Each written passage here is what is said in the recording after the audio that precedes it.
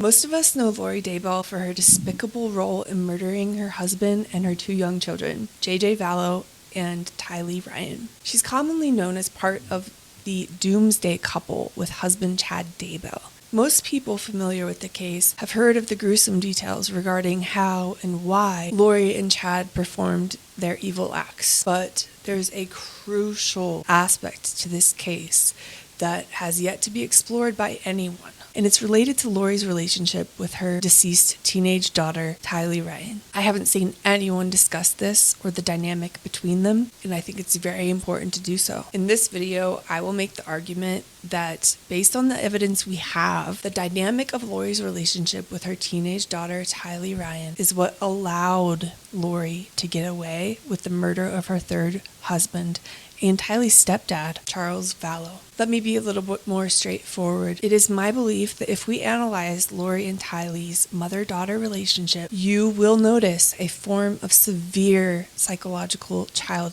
abuse known as parental alienation, which no one in Tylee's life noticed. If someone had been aware and attentive, they could have potentially seen the signs that Tylee was not okay. Tylee was in danger.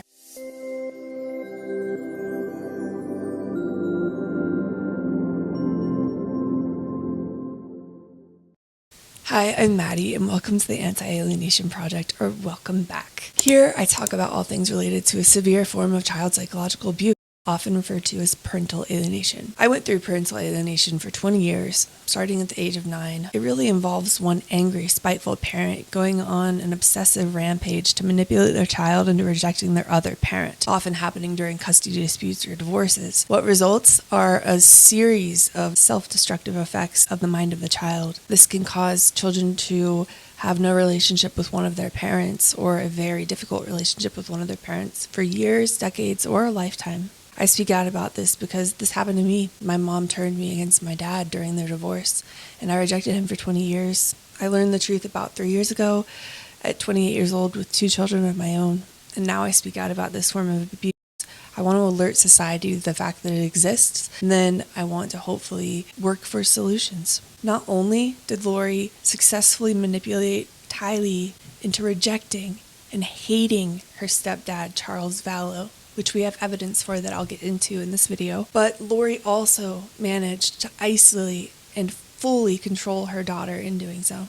In the end, this is partially what allowed for Charles Vallow's murder to be characterized as an act of self-defense. Tylee was used by her mother as a weapon to hurt Charles Vallow, her stepdad. Tylee was also used as a weapon that, if sharpened properly, would offer key testimony backing up her mother's claim that Charles died as a result of self-defense. Today I'm going to analyze, investigate, and offer insight into this warning signs that were already there in this destructive mother-daughter relationship. What could have been done differently? And the critical importance of recognizing and protecting children from psychological abuse.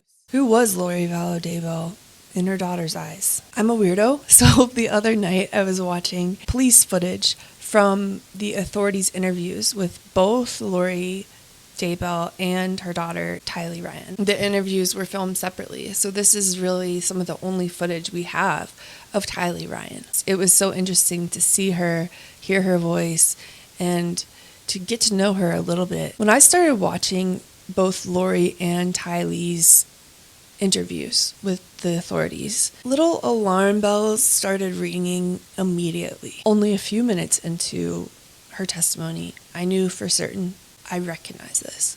I know this. This is showing a lot of clear signs of alienation. Is Lori an alienator? Was Tylee turned against her stepfather? Was Tylee an alienated child? As I continued to watch these interviews, the pathology to me became clear as day. So I want to watch these together and give you some of my insights and things, red flags that I noticed throughout these interviews. We're going to start with Lori Vallow Daybell's interview. This is produced by the Law and Crime Network. I know Lori's your first name, right? Yeah. L-A-U-R? L-O-R-I. Okay. And then what's your last name? Vallow. V-A-L-L-O-W. So she allegedly just had her 3rd husband murdered, allegedly. And she seems so calm. That's my first impression. She just seems so calm. And I wonder if that sense of, togetherness, calmness is a facade. I wonder if she's anxious somewhere deep down, because I sure would be. Oh my gosh. Okay, I know this sounds silly, but it's probably the easiest way to start, is just to tell me what happened. And then, so you can start what makes the most sense to you, and we'll just work our way through, and I'm going to ask you a bunch of questions just to kind of clarify. Sure. Okay, I want you to pay attention to the first thing that she says to this investigator who said, just tell me what happened, where the story starts. Because when I tell people about my story, what do I say? Well, during my parents' divorce, blah, blah, blah, blah, blah. Parental alienation, while it can happen in the same intact household or with parents who were never married in the first place, it often happens during a divorce. Why? Well, we know that 95% of alienators, severe level alienators, have personality disorders. It really just takes someone with a personality disorder to get a divorce for that angry, hateful, spiteful part of them to turn their child against their other parent. It's as simple as that. This comes naturally to these individuals. So all it really takes is for them to perceive that they have been betrayed by their partner or what have you, hurt by their partner, and they decide to use the child to take it out on their partner. So let's see where she starts her story. So yeah, if you can just kind of tell me kind of what happened. It sounds like some of this may have started last night or something along those lines. Right. So start where you think it makes the most sense. Okay, so, I told you, it's a crazy question. Well, so we moved into this house 3 weeks ago because he offered to get me a house here where all my family is. So we were in Houston. So he's like, we had decided to separate or whatever. So he's like, well, I'll pay for a house for you and for JJ and whatever, because he's all about JJ. He's never about Tylee, but he's all about JJ. Okay, we have a lot to break down already. The story starts when we separated or whatever, she says. We separated or whatever. First of all, separation's a big deal. Divorce is a big deal. It's not whatever. And then she says, he's all about JJ. He doesn't care about Tylee. This is something I was told my whole life. My mom would say, your dad only cares about your brothers. He doesn't care about you. He used to spend time with you and play with you and took an interest in you. But then your brothers were born and he didn't care about you anymore. So not only do severe level alienators often turn their child against their ex-partner, but they will use the siblings or use the step-siblings or use the half-siblings, other children, to enforce the alienation. And it kind of naturally has an effect of pitting the siblings against each other. Because, yes, I started to feel a little bit jealous of my brothers. I started to feel a little bit, hurt that my brothers could be loved by my dad, but I couldn't be. What was wrong with me? It's a really destructive thing to do to children, and it's clear as day. See, this is what I meant by the bells started going off in my head immediately, because she talks about it started during the separation, and then she automatically says he's all about JJ. He doesn't care about Tylee. Let's see what else that we find here. He came when we first moved in and brought me stuff from Houston, like a U-Haul, and then he hasn't been back. But it's all these threats on my phone all the time, like whatever, all these things. And then he told me... What kind of threats? Just...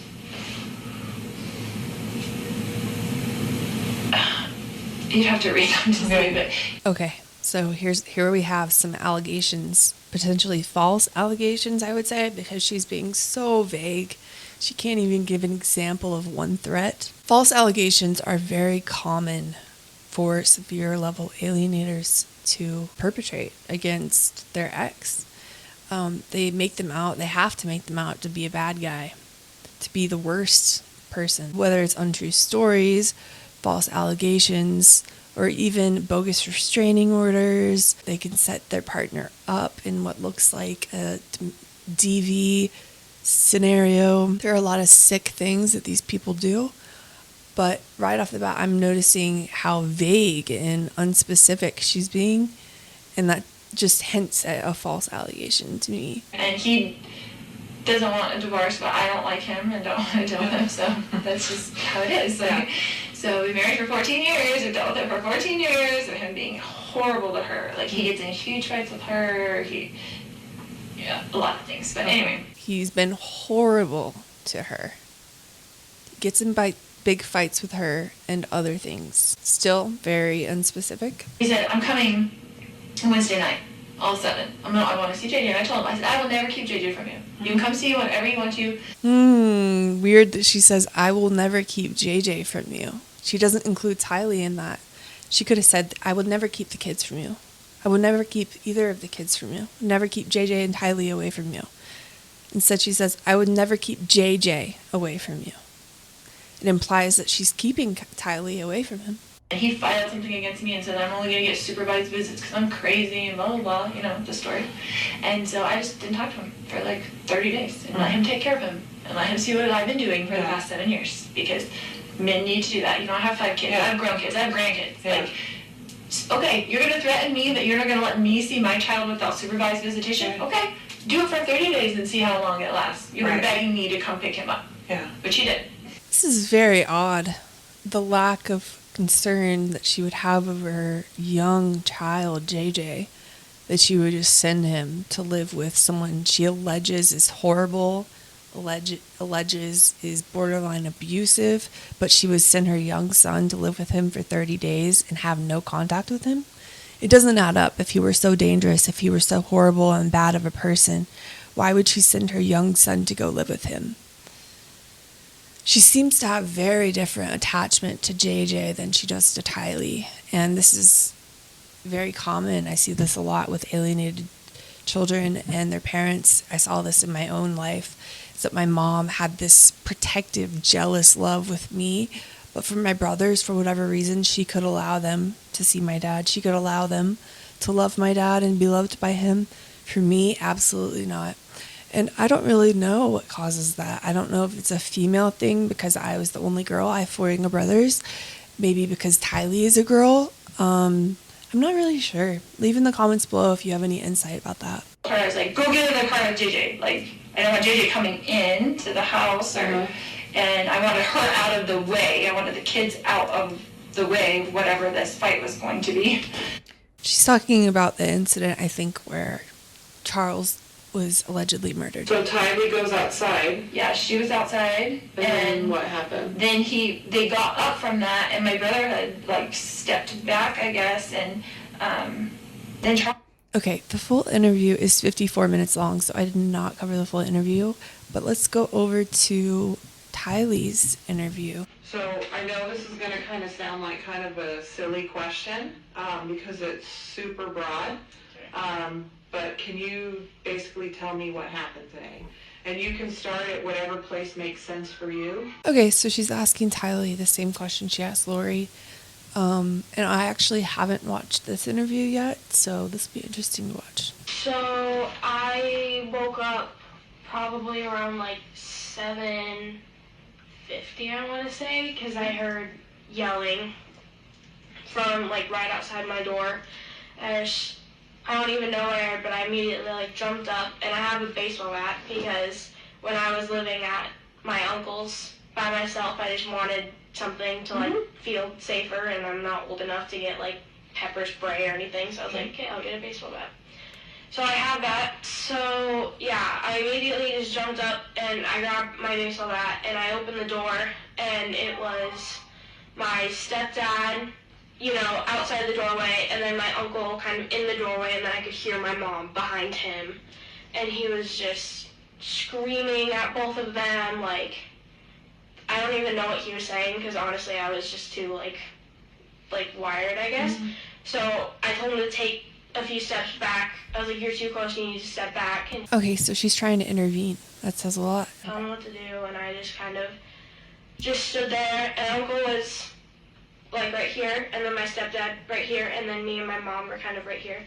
And I didn't do anything with the baseball bat, I kind of just held it there, and he was getting really close to my mom, so I kind of stuck it out between them, and they were both just yelling, and he was like, if you hit me with that baseball bat, you're gonna go to jail. And I just kind of stood there with the baseball bat, and I didn't really say anything.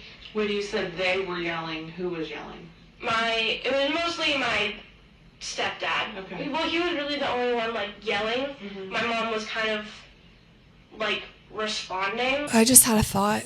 This is something common I see for parents who are alienated from one of their children. They're faced with some crazy situations, unjust situations, and they're really hurt, and justifiably so. Really sad, really angry. It's not right, especially if they know what's going on and their child's being withheld and manipulated. And so what can happen is that these parents get justifiably angry, but when they display their anger, even though it is justified, they're made out to be the bad guy. This might look like a parent who has had their child taken away from them, might look like that parent in court being really angry or crying, really upset. And while those emotions are absolutely justified, I would feel the same way. Their presentation comes off as more hysterical, more emotional, more unhinged even, compared to that ex who's usually really composed and put together and eloquent. This is reminding me of that. Charles was screaming. I wonder what he had gone through before that to get to that situation. Tell you what they were saying. It was kind of just like all jumbled up in my head. And so I just kind of stuck the baseball bat out there, and then he just grabbed it and tried to take it. So I held on to the end, and then eventually I fell, and he kind of took it into his hands like he was going to do something with it. And that's when... So when you fell... So that doesn't sound like fear to me, which I would suspect is the normal response to the situation, especially for a teenager. That sounds like anger. She stuck out the baseball bat. Like she was willing to do something potentially with that baseball bat. That sounds like anger. And that anger is very common for alienated children. They're trained to be angry at their other parent. And also they're made to believe a lot of lies, like that parent has abused them or abused their other parent, or that parent doesn't care about them, has abandoned them, or that parent doesn't love them. So of course that's going to naturally make that child angry at the targeted parent. For me, for example, believing that my dad didn't love me, that he couldn't love anyone, I was angry at him that he didn't love me. I was so hurt that he didn't love me, and I think that anger was easier to feel than the sadness. So to hear that Tylee was angry in that situation, and to hear that she's angry in general at her stepdad, does raise some red flags for me. It would align with the characterization of a typical severely alienated child. So I fell to the ground, and then my uncle kind of like, I saw him take a step back, so my uncle, I think, grabbed him and kind of took him back so he couldn't like do anything. You saw your stepdad like take a step back? Take a step back, because he was really close Okay. to begin with, and then and so my mom said to go with JJ, and so I ran out the door, and then I kind of just stood there with my little brother. He was in the front seat of the car, and so I just kind of opened the door and just stood there, and like, he was trying to get out, and I was like, no, we have to stay in. Eventually, my mom came out, and then we left from there. Okay. Yeah. Do you know what happened inside of the house? Has your mom kind of explained it all to you? I just kind of asked her, like, because I heard a noise, which I know what it was now, but it sounded like, because I knew that the baseball bat was in there, it sounded like someone, like, took it and hit it really hard against the floor. Okay. And so I was kind of like Al's okay, right? Because that's my uncle. So I just wanted to make sure that, like... She's concerned for her uncle, but no sign of concern for her stepdad.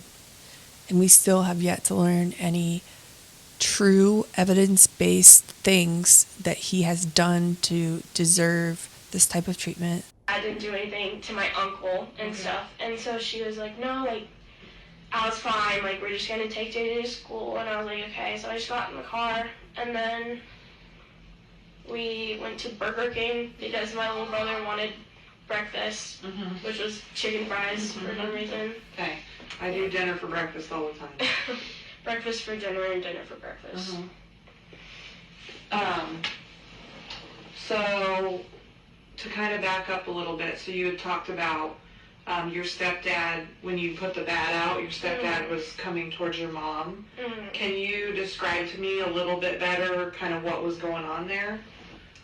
Like, is there a reason you put the bat up? Yeah, he was walking towards my mom, and I just didn't want him to do anything, so I kind of just stuck out the bat. Like, my mom was right beside me, and he was right there, so it wasn't, like, between them. Okay. It was kind of just, like, I just stuck it out to be, like, keep your distance, kind of. It sounds like she's trying to protect her mom from him. So I wonder why she thinks he's going to hurt her. When you say you didn't want him to do anything, what did you think he was going to do? Hit her. Okay.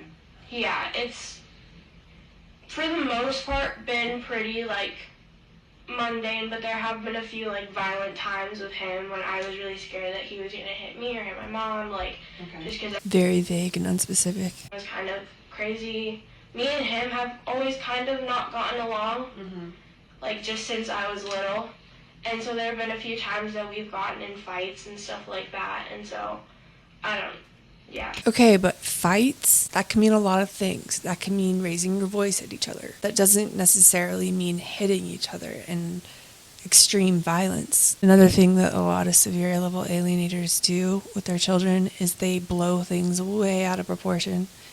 They can find a little flaw in someone and make it a huge exaggerated problem. They can even take fear and exploit the child's fear.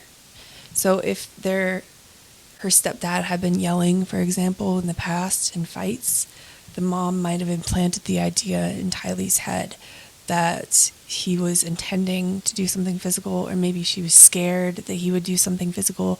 Basically just playing on her daughter's fear and making her even more afraid that he might actually do something physical. That's what it sounds like, because she's not mentioning any specific time where he did ever get physical. I'm just kind of always scared of that. Yeah. Yeah. And then, so that happened, and he grabbed the bat from you. So kind of tell me that again real quick. So I kind of stuck it out, and this is when he was like, if you hit me with that baseball bat, you're going to jail, and I didn't say anything, because I'm like, okay. And so I'm holding it. So she has like no respect for him, disregard for what he says. Very, very characteristic of an alienated child. This is sad to watch, guys. I'm not gonna lie. This is really sad. So when you woke up to yelling, and you had said you weren't sure what they were actually saying, did you know who was yelling when you heard the yelling? Yeah, I knew it was my stepdad.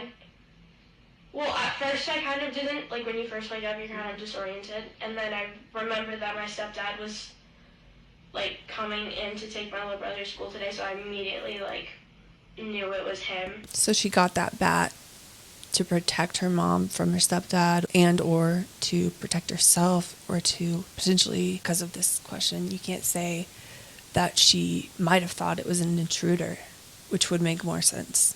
So there is a lot of evidence that Tylee was turned against her stepdad, and as you can tell in this video, she definitely had a lot of anger and fear towards her stepdad without necessarily having any evidence, any true facts to back that up or to say that that's warranted.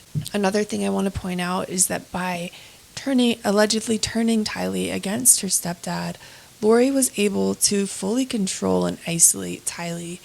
I believe while it is possible technically that she was in on it with Lori and that she knew how this was being perpetrated against Charles, I think there is also a very good chance that she was just legitimately scared and afraid of him and angry at him. I also just want to add that for it being the day after her stepdad has been killed, Tylee doesn't seem too distraught. She doesn't seem too upset by his death. That coldness, that complete rejection of the parent to the nth degree is very characteristic of alienated children. They're not ambivalent towards this parent. They're not willing to see anything good in this parent or any redeeming qualities in that parent. They're very closed off, cold-hearted, completely blocked themselves off from that parent. So I'm not surprised if she was truly alienated by Lori against Charles. I'm not surprised that her reaction is so subdued and almost unbothered. However, I will say she does seem more upset about it than Lori did. I have a lot of empathy for Tylee. I have a lot of anger towards Lori. So that's the end of this video. I hope you found it helpful or insightful in some way. I'm trying to spread the word about parental alienation and alert society to this horrible, destructive form of severe child psychological abuse. If someone had noticed that Tylee was acting so hateful towards her stepdad, so angry and afraid of her stepdad, and they had noticed the other signs that had been going on in her life and in her character, she might have been able to get some help, some distance from her mom. She might have been able to escape her horrific, gruesome fate. If you've been through parental alienation in one way or the other, leave in the comments, what has your experience been like? What do you think watching these videos of these interviews? Make sure to like to get the video in the algorithm, and make sure you're subscribed if you're not already so you don't miss any new videos. Thanks for watching, and I'll see you next time.